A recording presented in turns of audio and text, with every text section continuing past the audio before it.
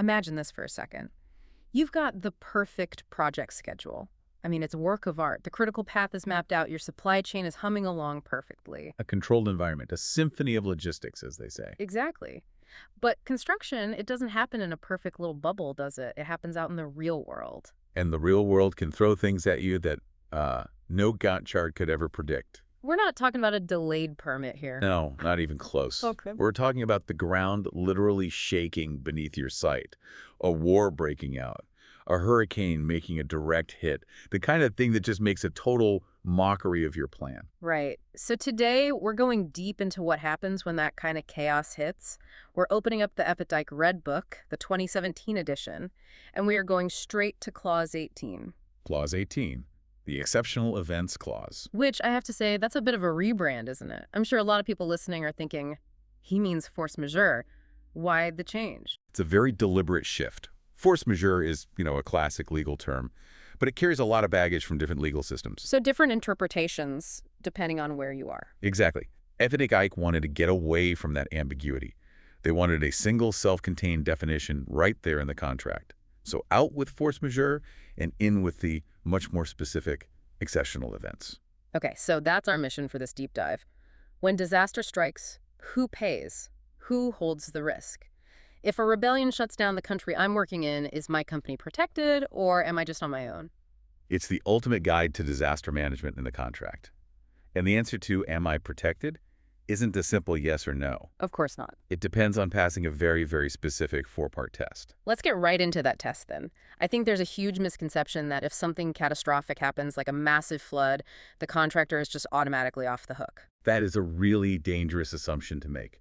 Subclause 18.1 is basically a gatekeeper. It doesn't matter how dramatic the event is. If it doesn't meet all four criteria, it is not an exceptional event. And if it's not an exceptional event, then the risk stays right where it is, usually with the contractor. So what are these four hurdles? What's the first one? First, the event has to be beyond a party's control. That's the baseline. Pretty straightforward for things like wars or earthquakes. Right, I can't control the weather. Simple enough. The second one is where it gets tricky. It must be something you could not reasonably have provided against before entering into the contract. Reasonably provided against? That I'm not sounds sorry. weighty. It implies you have to have some foresight. It absolutely does. Let's take your flood example. If you're building in a region known for annual monsoon flooding and you didn't factor that in, you didn't build proper drainage for your temporary works. Because I wanted to save a bit of money on my bid. Then that's not an exceptional event. The data was there. You should have known. The clause protects you from the genuinely unforeseeable, not the inconvenient. Okay, that makes sense. So that's before the contract. What about after the event actually happens? That's the third condition. Yeah. The event must be something you could not reasonably have avoided or overcome. So you can't just throw your hands up and say, well, a pipe burst, guess we'll stop work for 2 weeks. Exactly. You have a duty to mitigate. Can you pump the water out? Can you find another supplier? If you can overcome it with reasonable effort, it's just a tough day at the office, not an exceptional event. And the fourth one? It can't be substantially attributable to the other party. Which seems fair. You can't cause the problem and then claim protection from it. Precisely.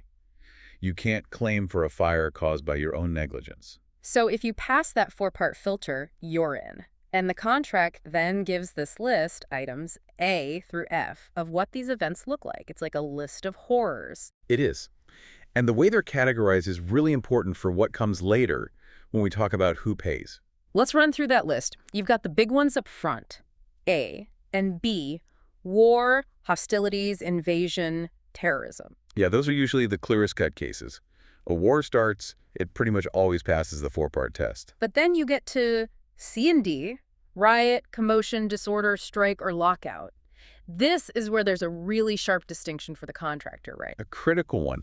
These can be exceptional events unless, and this is the key part, they involve the contractor's personnel and other employees of the contractor and subcontractors. Ah, the internal versus external rule. Correct. So if the whole country goes on a general strike over, say, a new law, that's an exceptional event. It's external. But if my workers go on strike because I haven't paid them on time or the site safety is bad? Then that is 100% not an exceptional event. That's a labor management issue. It's your problem to solve. You can't claim protection for a dispute you created. That's a very clear line. Okay, then we get item E, which always reads a bit like a movie plot.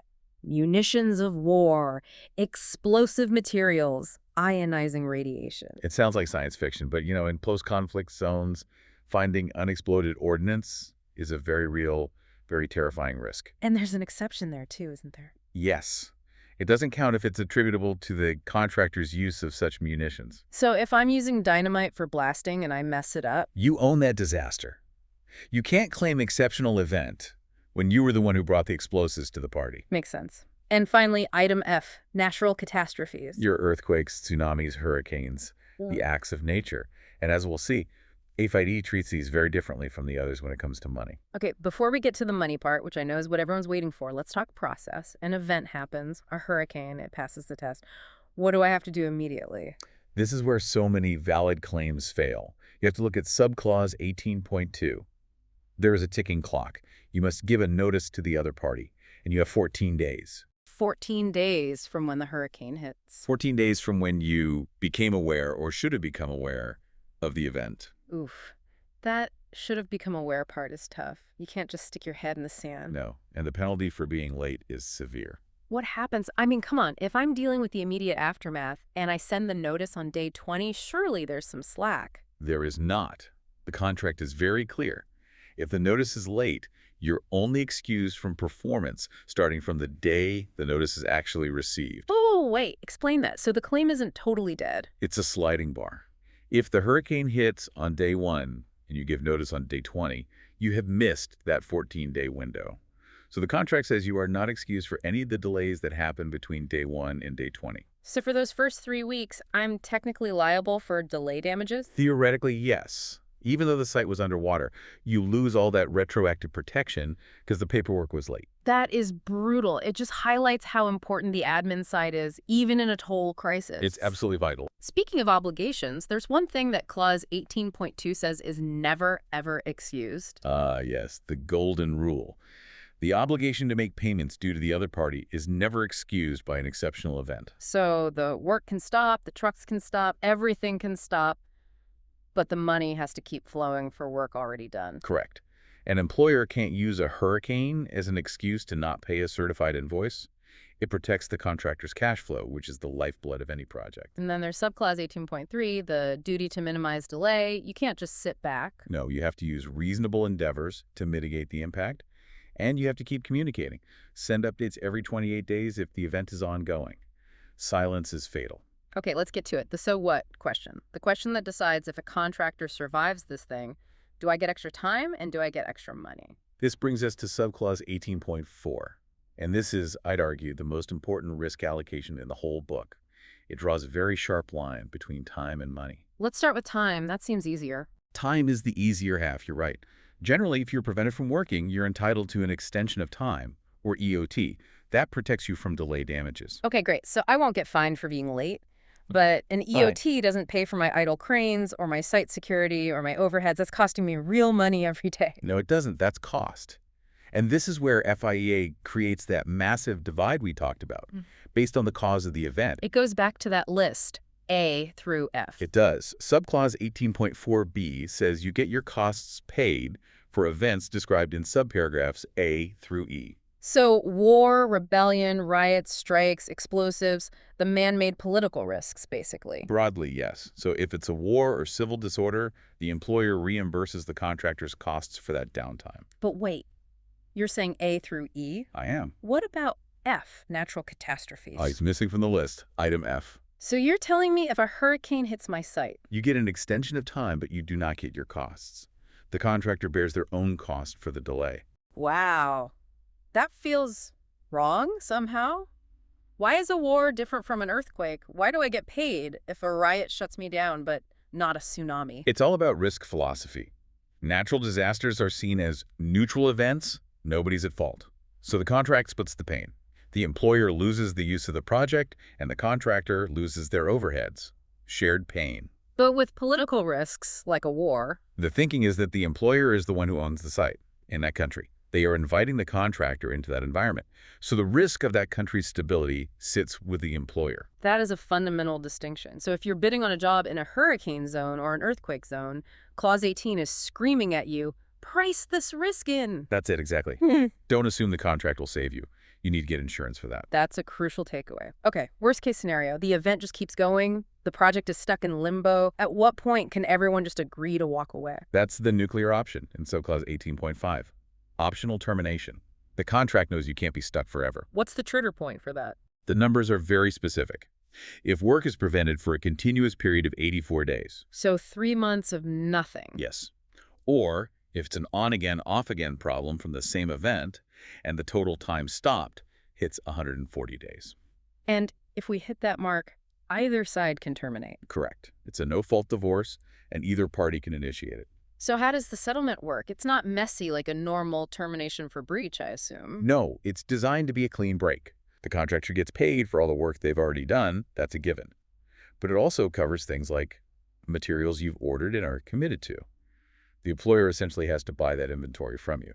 What about getting all your equipment and people off the site? That's covered too. And this is huge for international jobs. It explicitly covers the cost of repatriation of the contractor's staff and labor. Getting your people home safe from a disaster zone can be incredibly expensive.